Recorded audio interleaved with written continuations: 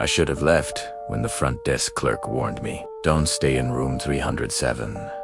He wouldn't explain why. He just slid the key across the counter and looked away. One wish I had listened. It was nearly midnight when I pulled into the parking lot of the Highway Crest Motel. One of those roadside places you only choose when you have no other option. Flickering neon sign, half the lights burned out. No cars, no people, just wind and silence. Inside, the lobby smelled like dust and something faintly metallic. Behind the counter stood an older man, thin, pale, with tired eyes that never fully blinked. I asked for a room. He hesitated, then said quietly, "We only have one left." He placed a key on the counter. "Room 37. Then he leaned closer and whispered, "If you hear knocking, don't open the door." Room 37 was at the far end of the second floor. The hallway lights buzzed overhead. My footsteps echoed like someone walking behind me. The door creaked open. Inside, a single bed, a small TV, a chair facing the wall, a mirror above the dresser. Everything looked normal, except the mirror. It wasn't reflecting the room correctly. For a split second, it looked like the chair was facing the bed, not the wall. I turned to check. The chair hadn't moved. I told myself I was tired, just tired. I locked the door, checked the bathroom. Empty. Turned off the lights and lay down. Silence filled the room. Then knock. 3 soft taps. I froze. It came from the door. I looked at the clock. 2:30 a.m. Another knock. Soft. Patient. Waiting. I remembered the clerk's warning. I stayed in bed. The knocking stopped. But that's when I had something worse. Breathing. On the other side of the door. Slow. Wet. Too close. I got up to turn on the light. My hands were shaking. That's when I saw it. In the mirror, the chair was no longer facing the wall. It faced the bed. My bed. I hadn't moved it. I stared at it. Then the bathroom light flickered on by itself. I hadn't touched the switch, and in the mirror, the bathroom door was open. But in reality, it was closed. The bathroom door creaked open slowly. No one inside. But the shower curtain was swaying back and forth, like someone had just stepped out. Then the knocking returned.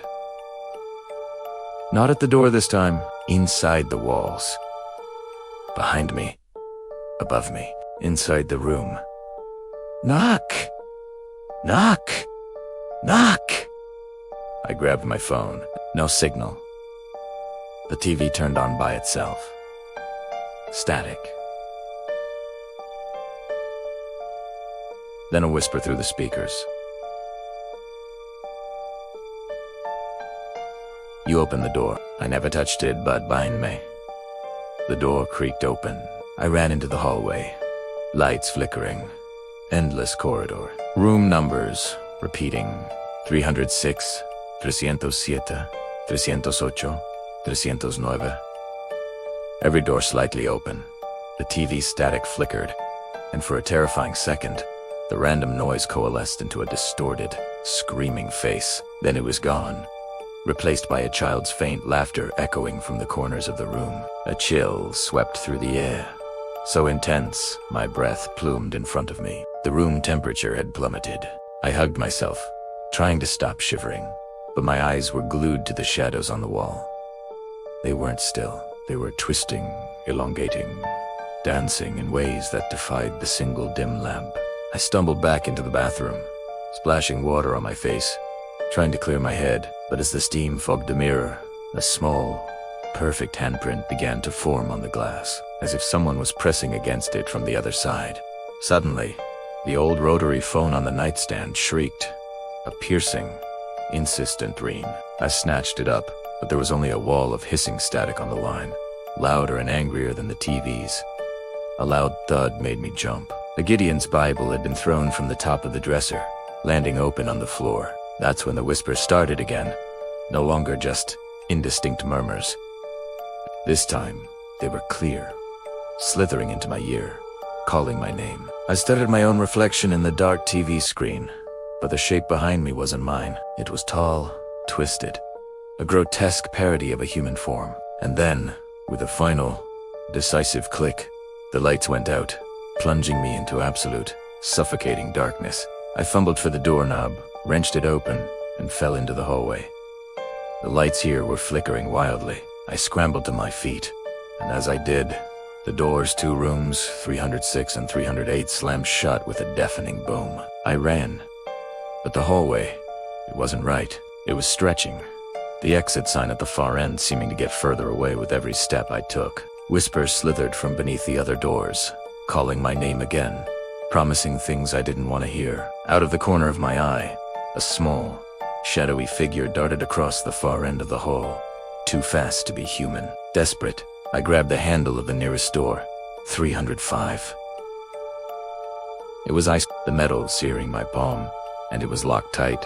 Then, one by one, the flickering hallway lights died, leaving me in the same oppressive blackness as the room. I pulled out my phone, its flashlight beam cutting a weak path through the dark. The wallpaper, once a faded, floral pattern, now seemed to be weeping a thick, black substance that trickled down to the floor.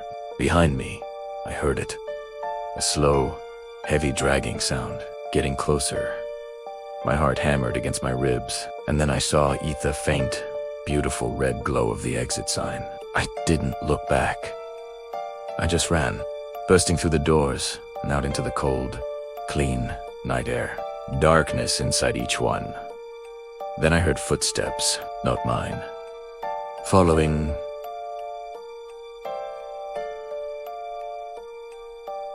Slow, dragging. Right behind me, I turned. No one there, but the door to 307 stood open, waiting. Morning sunlight woke me in my car, parked outside the motel. I don't remember leaving the room. I stumbled to the lobby. The motel was empty. Dust covered the counter. Cobwebs in the corners. A weathered notice hung on the wall. Highway Crest Motel closed since 1998. Below it was a newspaper clipping. A photo of a hallway. Second floor, room 37.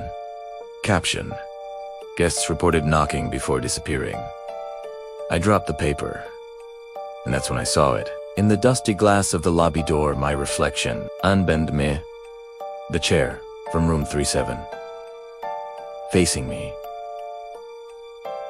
If you ever check into a roadside motel and they give you the last room, leave. Some doors are meant to stay closed.